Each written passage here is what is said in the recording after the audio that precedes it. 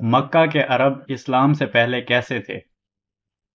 اسلام سے پہلے مکہ کو ملک عرب کہا جاتا تھا، اور ملک عرب وہ مقدس سرزمین سمجھی جاتی ہے جہاں اللہ تعالیٰ نے اپنے جلیل القدر انبیاء کو مبعوث فرمایا۔ اسلام کے شمالی حصے فلسطین کو پیغمبروں کی سرزمین کہا جائے تو کوئی اس میں مذائقہ نہیں، کیونکہ بنی اسرائیل کے اکثر انبیاء اس سرزمین میں پیدا ہوئے۔ حضرت عیسیٰ علیہ السلام کی پیدائش بھی یروشلم کے ایک نواحی گاؤں میں ہوئی۔ اسی سرزمین کا علاقہ حجاز نبی آخر الزماں حضرت محمد صلی اللہ علیہ وآلہ وسلم کا مسکن رہا۔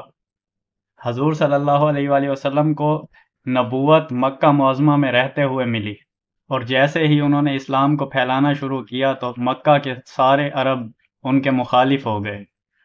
اس مخالفت کے باوجود بھی بنو ہاشم سے تمام عرب عزت اور مقام و منزلت میں بہت کم تر تھے، کیونکہ بنی ہاشم اس دور میں حضرت عبد المطلب کے بیٹے حضرت ابو طالب کے زیر سایہ تھے، اور انہی کے ساتھ ہی انہی کے بھائی حضرت حمزہ جو کہ ایک جنگجو تھے، ان دونوں کی زیر سربراہی بنو ہاشم کی طرف کوئی آنکھ اٹھا کر بھی نہیں دیکھ سکتا تھا، کیونکہ ایک بھائی جنگوں میں نامور تھا اور دوسرا عزت کے معاملے میں اور غیرت کے معاملے میں۔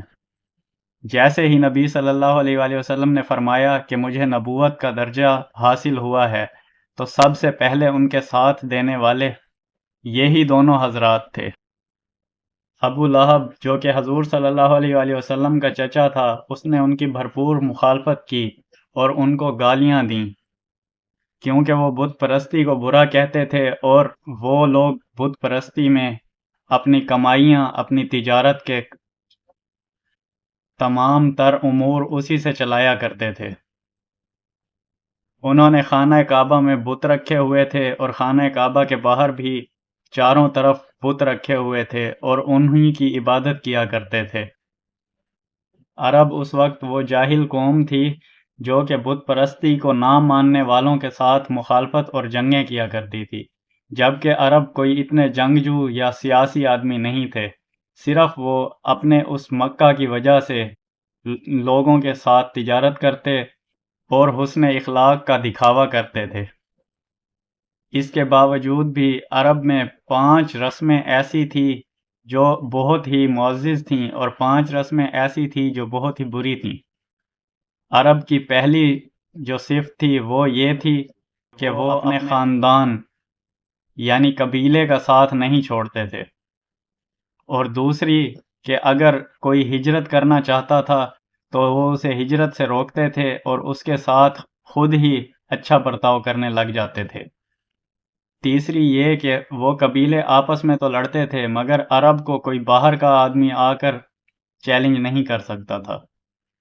چوتھی یہ تھی کہ آپس میں مخالفت کے باوجود کسی کو بھی شہر یا ملک بدر نہیں کیا جا سکتا تھا۔ پانچویں یہ کہ تمام سردار ایک ساتھ اکٹھے ہو کر مشورہ کیا کرتے تھے، تو جیسے ہی حضور نے اپنی نبوت کا اعلان فرمایا تو وہ تمام تر لوگ اپنی ان 5 رسومات کو جو کہ معزز مانی جاتی تھی انہی کے مخالف ہو گئے، اور وہی 5 اچھی صفتیں بری صفتوں میں تبدیل ہو گئیں۔ عرب نے نبی صلی اللہ علیہ وآلہ وسلم کی اتنی مخالفت کی کہ ان کے چاہنے والوں پر ظلم کیے جانے لگے۔ جو بھی کلمہ توحید پڑھا کرتا تھا یا اللہ کے ایک ہونے کی گواہی دیتا تھا، اسے زندانوں میں ڈال دیا جاتا تھا، اسے سزائیں دی جاتی تھی، تو کبھی ان کے اوپر پتھر مارے جاتے تھے، کبھی انہیں زمین پر لٹا کر ان کے اوپر بھاری پتھر رکھ دیے جاتے تھے، اور جو بھی رسول صلی اللہ علیہ وآلہ وسلم کا ساتھ دینے کا عزم کرتا تھا، چاہے وہ غلام ہو یا سردار، اس سزا کا مستحق وہ خود ہی ہو جاتا تھا۔